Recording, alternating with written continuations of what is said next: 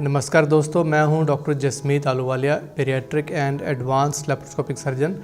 और इस वीडियो में हम बात करेंगे बेरियाट्रिक सर्जरी के बारे में मिसकंसेप्शंस, यानी कि जो लोगों के मन में बेरियाट्रिक सर्जरी के बारे में गलत धारणा हैं उनके बारे में। तो सबसे पहले मैं सबसे बड़ी गलत धारणा के बारे में बात करूंगा, जिसके लिए बहुत सारे लोग इस सर्जरी से कतराते हैं। वो है कि क्या ऑपरेशन के बाद डेथ होना बहुत कॉमन है। किसी भी ऑपरेशन में एक परसेंटेज ऑफ डेथ का रिस्क होता है। जैसे आप घर से निकले और डॉक्टर की क्लिनिक तक आए तो रास्ते में आपका रोड साइड एक्सीडेंट में डेथ होने का भी एक पर्टिकुलर इंसिडेंस या रिस्क रहता है। इसी तरह कोई भी ऑपरेशन हो, चाहे गॉल ब्लैडर का, अपेंडिक्स का, हर्निया का, हर एक ऑपरेशन में एक डेथ होने का बहुत निग्लिजिबल सा चांस रहता है। और बेरियाट्रिक सर्जरी में ये चांस दूसरे ऑपरेशन जैसे कि गॉल ब्लैडर वगैरह के ऑपरेशन के मुकाबले में ऑलमोस्ट सेम है, और कुछ स्टडीज़ में इवन उनसे भी कम है। जैसे कि बेरियाट्रिक सर्जरी में डेटाबेस के हिसाब से 1000 में से 1 या उससे कम पेशेंट की डेथ होने की संभावना है, जो कि गॉल ब्लैडर के दूरबीन के ऑपरेशन के बराबर है। इसके साथ मैं ये भी बताना चाहूँगा कि रादर देन इस ऑपरेशन से जो डेथ होने का प्रोबेबिलिटी है, इससे बहुत सारे दूसरी बीमारियां ठीक होने की वजह से पेशेंट्स की डेथ होने का चांस कम हो जाता है। जैसे ऑपरेशन के बाद शुगर ठीक होने से शुगर के साथ होने वाली डेथ का खतरा 90% तक कम हो जाता है। मोटापे से बहुत सारे कैंसर जुड़े हुए हैं, उन कैंसर से डेथ होने का खतरा लगभग 60% तक कम हो जाता है। हार्ट डिजीज़ का रिस्क 80% तक कम हो जाता है, और उससे होने वाली डेथ का रिस्क अप टू 50% कम हो जाता है। सो रादर देन कि आप इस चीज़ से डरें कि इस ऑपरेशन से जान का खतरा है, आप ये सोचिए कि अगर आप ऑपरेशन नहीं करवाते तो मोटापे की वजह से बहुत सारी बीमारियों का जो डेथ का खतरा है वो आप पे बरकरार रहेगा। और ऑपरेशन के बाद वज़न लूज़ करने से और उससे जुड़ी हुई बीमारियों से बाहर आने की वजह से आपका डेथ का रिस्क बहुत कम हो जाएगा, और आप अपनी लाइफ में 10 से 15 साल बढ़ा सकते हैं। क्योंकि वो लोग जिनका वेट बहुत ज़्यादा होता है, उनके वेट ज़्यादा होने की वजह से बॉडी के हर ऑर्गन पे ओवरलोड रहता है, और साथ में बहुत सारी बीमारियों का रिस्क बढ़ जाता है, जैसे कि diabetes, high blood pressure, heart disease etcetera, even high cholesterol. और इन बीमारियों की वजह से उनकी लाइफ 10 से 15 साल तक कम हो जाती है। और अगर आप टाइमली ऑपरेशन करवा लें तो ये लाइफ आप बढ़ा सकते हैं, अपनी लाइफ में 10 से 15 साल तक का इजाफा कर सकते हैं।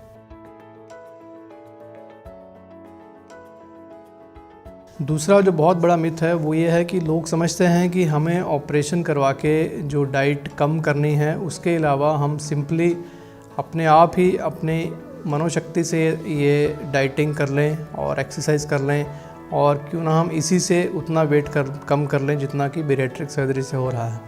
सो ये भी एक बहुत बड़ा मिसकंसेप्शन है। बेरियाट्रिक सर्जरी से कम किया हुआ वेट और डाइटिंग से कम किए हुए वेट में बहुत डिफरेंस है। जब भी आप एक्सेसिव डाइटिंग या एक्सरसाइज या दोनों का कॉम्बिनेशन करते हैं तो 5 से 10% तक यूजुअली वेट लॉस होता है। उसके बाद वेट कम करना बहुत मुश्किल हो जाता है, और 95% तक लोग इससे ज़्यादा वेट लूज़ नहीं कर पाते।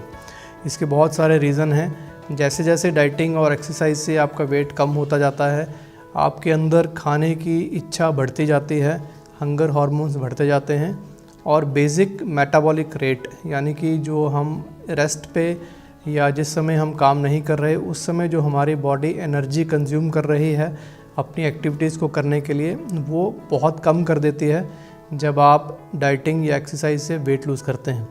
यानी कि अगर आपने 110 kg से वेट कम करके 100 kg पे ले आए तो आपका बॉडी का बेसल मेटाबॉलिक रेट भी बहुत कम हो जाएगा, और उससे ऊपर वेट लूज़ करना ऑलमोस्ट इम्पॉसिबल हो जाएगा। जबकि बेरियाट्रिक सर्जरी से पहले तो आप जितना एक्सेस वेट है लगभग वो सारा ही लूज़ कर सकते हैं। यानी अगर आपका 110 वेट है और आइडियल वेट 70 है तो आप यूजुअली ज़्यादातर पेशेंट आराम से 70 kg तक आ सकते हैं। और सेकेंडली उनका बेसल मेटाबॉलिक रेट उतना कम नहीं होगा। दैट मीन्स कि जब वो अपने नॉर्मल वेट पे आ भी गए तब भी उनका बेसल मेटाबॉलिक रेट लगभग नॉर्मल रहेगा, और वो मेंटेन कर पाएंगे अपने वेट को लंबे समय तक। सो इसलिए जो वेट आप बेरियाट्रिक सर्जरी से लूज़ कर पाएंगे वो दूसरे मेथड से लूज़ नहीं होगा। अगर आपका BMI बेरिएट्रिक सर्जरी की रेंज में फॉल करता है।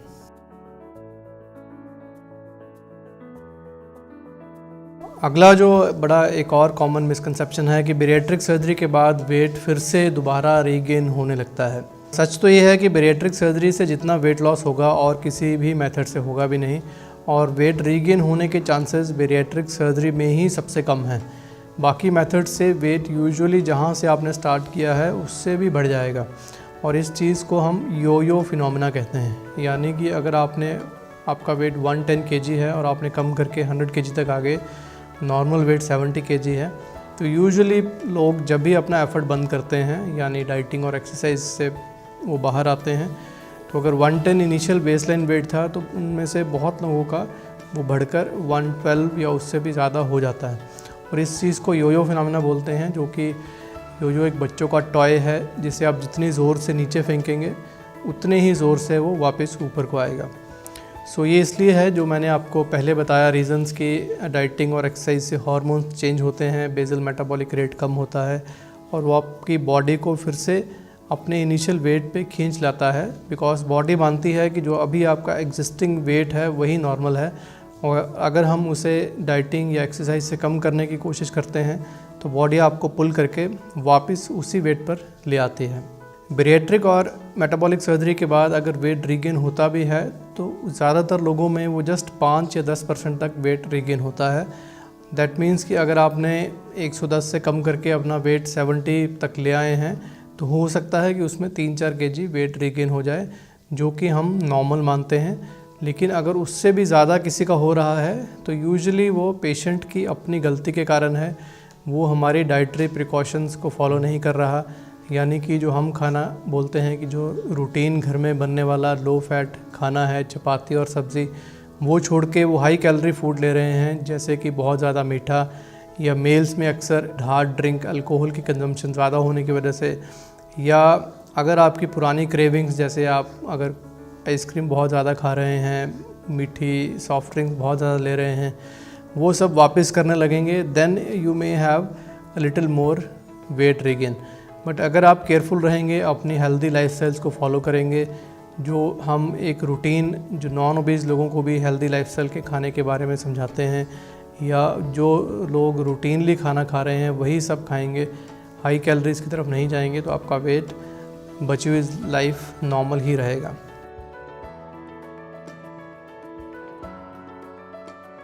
एक और जो कॉमन मिसकंसेप्शन है वो ये है कि क्या ऑपरेशन के बाद हमारी डाइट बहुत ज़्यादा अलग हो जाएगी और क्या हमें बहुत ज़्यादा डाइटिंग करनी पड़ेगी या बहुत ज़्यादा एक्सरसाइज करनी पड़ेगी अपने वेट को मेंटेन करने के लिए। तो उसका आंसर ये है कि आफ्टर सर्जरी आप उतना खाना खाएंगे जितनी आपको भूख लग रही है, वो डेफिनेटली पहले से कम होगी। लेकिन अगर आप खाना कम भी खाएंगे तब भी उसमें कम खाने से आपका पेट बराबर भरेगा और आपको कभी ऐसी फीलिंग नहीं आएगी कि आपने अपनी रिक्वायरमेंट से कम खाया है या आपका खाने का मन है लेकिन आप वेट लूज़ करने के लिए खा नहीं रहे, जैसे कि हम अक्सर डाइटिंग में देखते हैं।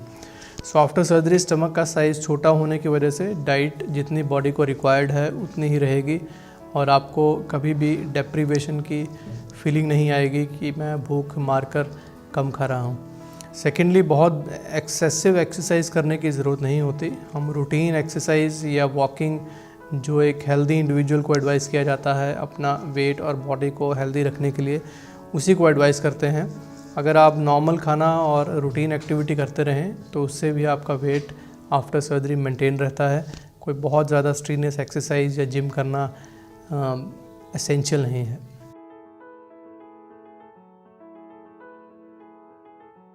इसके अलावा एक मिसकंसेप्शन है कि क्या आफ्टर सर्जरी हम एक्सेसिव वीकनेस फील करेंगे या भारी काम जैसे हैवी एक्सरसाइज करना या किसी का अगर रूटीन काम में हैवी वर्क लिफ्टिंग इन्वॉल्व है तो क्या हम वो कर पाएंगे। तो आंसर इसकी रादर पहले से आप बेटर फील करेंगे, आपकी एनर्जी लेवल बेटर होगी, वेट लिफ्टिंग या हैवी एक्टिविटी करने का भी लेवल आपका बढ़ जाएगा क्योंकि आपका वेट कम हो जाएगा। अगर आप सोचें कि अगर किसी को हम अपने साथ 10, 20 या 30 किलो की बोरी लेकर चलने को कहें और उसके बाद वो वेट छोड़ के उसको चलने को कहें तो जब वो वेट नहीं रहेगा तब वो मच बेटर परफॉर्म कर पाएगा। इसी तरह जैसे जैसे आपका वेट कम होगा आपकी सारी एक्टिविटी लेवल्स बढ़ती जाएंगी, आप बेटर फील करेंगे। हैवी एक्सरसाइज में आपको सांस भी नहीं फूलेगा और करने की कैपेसिटी भी आपकी पहले से बेटर रहेगी। फिर क्वेश्चन है कि क्या हमारी स्किन में रिंकल्स होंगे या क्या हमारी स्किन लटक जाएगी, क्या पेट नीचे को लटक जाएगा या आर्म्स की स्किन नीचे को हैंग करेगी। तो इसमें भी ज़्यादातर पेशेंट्स की स्किन रिंकलिंग नहीं होती। डिपेंड करता है कि आपकी एज क्या है और आपका वेट कितना ज़्यादा है। यंग पेशेंट्स में और जिनका वेट बहुत ज़्यादा नहीं है उनमें स्किन रादर पहले से बेटर दिखती है। लेकिन अगर वेट बहुत ज़्यादा है यानी BMI 50+ है और पेट बहुत ज़्यादा बाहर को है, साथ में एज ज़्यादा है, तो उन कुछ पेशेंट्स में थोड़ी सी स्किन सैगिंग हो सकती है। और अगर वो बाद में बेरिएट्रिक सर्जरी से वेट लूज़ करने के बाद 1.5-2 साल के बाद अपनी स्किन टाइट करवाना चाहें तो इजीली की जा सकती है। अगर आप सर्जरी नहीं करवाते तो इवन दो आपकी स्किन टाइट है लेकिन उसके अंदर बहुत सारी फ़ैट है जो कि रादर ज़्यादा डेंजरस है एज़ कम्पेयर टू कि अगर आफ्टर सर्जरी वो फ़ैट निकलने के बाद स्किन थोड़ी सी लूज़ रह जाती है। तो ज़्यादातर पेशेंट्स में ऐसा नहीं होगा। आप क्लिनिक विज़िट करेंगे तो डॉक्टर्स आपको देख के बता सकते हैं कि आपकी कंडीशन में स्किन लूजनिंग या एब्डोमेन की स्किन में रिंकलिंग होने का चांस है या नहीं। सो इस चीज़ से डरिए नहीं, वेट लॉस की सर्जरी को अपनाइए और अपने नॉर्मल वेट पे आइए। उसके बेनिफिट्स फार ज़्यादा हैं एज़ कम्पेयर टू कि अगर पेट थोड़ा सा लटकता है, जो कि बाद में we can take care of it. लोग ये भी सोचते हैं कि स्किन लूज़ होने के साथ हमारी एज ज़्यादा दिखने लगेगी, जबकि फैक्ट ये है कि अगर आप पुराने हुए ऑपरेशंस के पेशेंट्स की पिक्चर्स देखें तो आफ्टर सर्जरी वेट लूज़ करने के बाद वो पहले से मच बेटर दिखते हैं।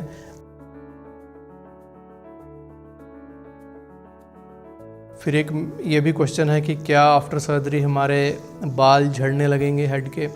कुछ पेशेंट्स में ये ट्रू है। किसी भी कारण से अगर हम मैसिवली वेट लूज़ करते हैं तो कुछ पेशेंट्स में हेयर फॉल हो सकता है, लेकिन कुछ महीने के बाद ये अपने आप ही हेयर फॉल रुक जाता है और ये दोबारा हेयर्स रीग्रो कर जाते हैं। इसमें भी डरने की ज़रूरत नहीं है, ये एक टेम्पररी फिनोमिना है और अगर कुछ बाल झड़ेंगे भी तो वापस रीग्रो कर जाएंगे। ये आपके लिए एक डेटरेंट नहीं होना चाहिए अपना फ़ैसला लेने के लिए फॉर बेरिएट्रिक सर्जरी।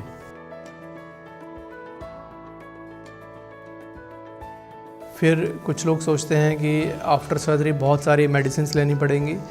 ये भी कुछ हद तक सही नहीं है। आफ्टर सर्जरी हम विटामिन्स, जिसमें रूटीन मल्टीविटामिन्स के अलावा कैल्शियम सप्लीमेंट करते हैं। कुछ पेशेंट्स को आयरन की ज़रूरत पड़ती है, लेकिन ये एक मेडिसिन ना हो के जस्ट एक सप्लीमेंट है, क्योंकि आफ्टर सर्जरी आपका फूड इनटेक पहले से थोड़ा कम हो जाएगा। इसलिए अगर हम सप्लीमेंट नहीं देंगे तो आप में इन विटामिन्स की डेफिशिएंसी होने का चांस है। इससे डरिए नहीं। जो हम एडवाइस कर रहे हैं वो आपने टैबलेट लेनी है जो बहुत इजी है लेने के लिए, और इससे आपके अंदर कोई डेफिशिएंसी नहीं होगी, आपकी स्ट्रेंथ बरकरार रहेगी और आपका वेट अच्छा लूज़ होगा। सेकेंडली, अगर आप पहले से मेडिसिन ले रहे हैं जैसे कि डायबिटीज़ की, हाई ब्लड प्रेशर की, तो वो सारी मेडिसिन बंद हो जाएंगी और सिर्फ ये सप्लीमेंट रह जाएंगे, जो आपकी बॉडी के लिए रादर अच्छा है।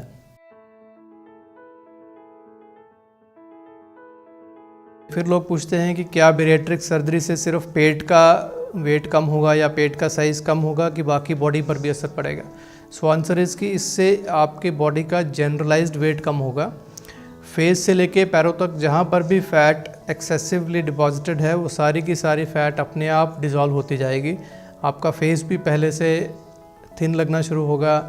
आपके नेक में फ़ैट ज़्यादा है तो उसमें से फ़ैट जाएगी, खराटे आने की प्रॉब्लम्स कम होगी, आपके चेस्ट की फ़ैट कम होगी, आर्म्स पहले से बेटर दिखने लगेंगी, पेट के बाहर के हिस्से की फ़ैट कम होगी, आप स्लिम लगेंगे। साथ ही साथ पेट के अंदर के हिस्से की जो चर्बी है जो ज़्यादा डेंजरस है, जैसे पेट के अंदर ओमेंटम है, किडनी के अराउंड फ़ैट, लिवर के अंदर फ़ैट, पैंक्रियास के अराउंड फ़ैट, वो सारी फ़ैट कम होती जाएगी और जिससे आपकी शुगर, बीपी वगैरह बीमारियां जो हैं उनसे आपको छुटकारा मिलेगा। आपके निचले हिस्से में जो फ़ैट जमा है, हिप्स में, थाइज़ में, लेग्स में, वो सारा फ़ैट भी बर्न होता जाएगा।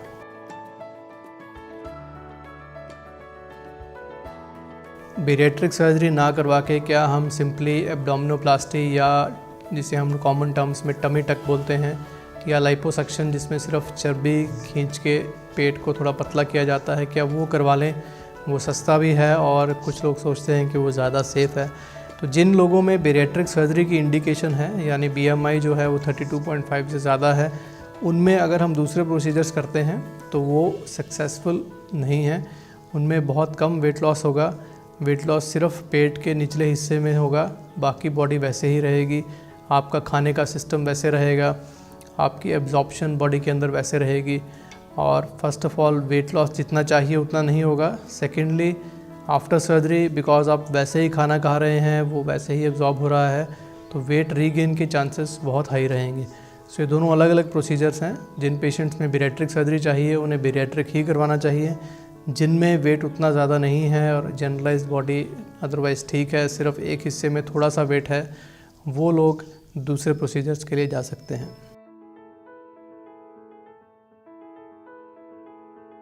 फिर लोग डरते हैं कि आफ्टर ऑपरेशन उनको खाने में परहेज़ करना पड़ेगा जो उनके लिए डिफ़िकल्ट होगा।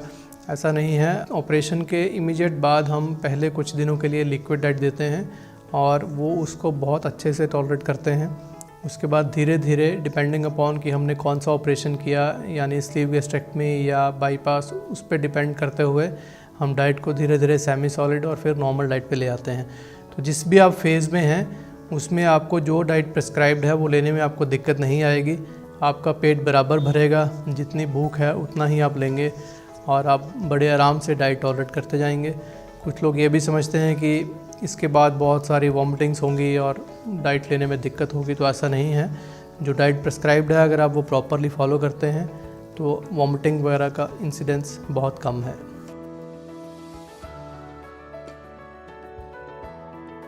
वर्किंग लोगों का क्वेश्चन रहता है कि हमें कितनी छुट्टी लेनी पड़ेगी। तो हमारे पास बहुत तरह के पेशेंट्स आते हैं, इंडिया से भी और अब्रॉड से भी। सो यूजुअली 10 दिन की छुट्टी इज़ एनफ। आपने आज सर्जरी करवाई, 2 दिन में डिस्चार्ज हो जाएगा और आफ्टर 1 वीक आप हमें आकर दिखा सकते हैं। उसके बाद आप अपनी रूटीन एक्टिविटी रिज्यूम कर सकते हैं। ये दूरबीन से की जाते हैं सारे ऑपरेशन और इनकी रिकवरी बहुत ही क्विक होती है। Same day evening patient walk करना शुरू कर देते हैं। Next day morning they feel much more comfortable और वो अपना रूम छोड़ के कॉरिडोर्स में और हॉस्पिटल के आसपास यूजुअली आराम से वॉक करते हैं।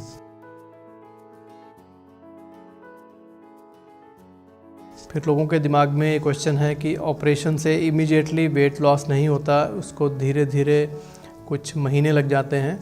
सो वेट लॉस इमीडिएटली अगर होगा तो वो बहुत रिस्की है। वेट लॉस हमेशा ग्रेजुअल होना चाहिए। बेरिएट्रिक सर्जरी से पहले 1 महीने में सबसे ज़्यादा वेट लॉस होगा, उसके बाद पहले 3 महीने में लगभग 40 से 50% तक वेट लॉस हो जाएगा। और डिपेंडिंग अपॉन आपको कितना वेट लूज़ करना है, आप अपना एक्सेस वेट 6 महीने से लेकर 1 साल या 1.5 साल तक लूज़ कर सकते हैं।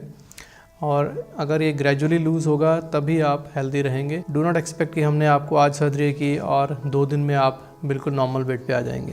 सो ग्रेजुअल प्रोसेस है और बड़ा ही सेफ प्रोसेस है। आई होप ये वीडियो देखकर आपके कॉमन क्वेश्चंस का आपको जवाब मिला होगा।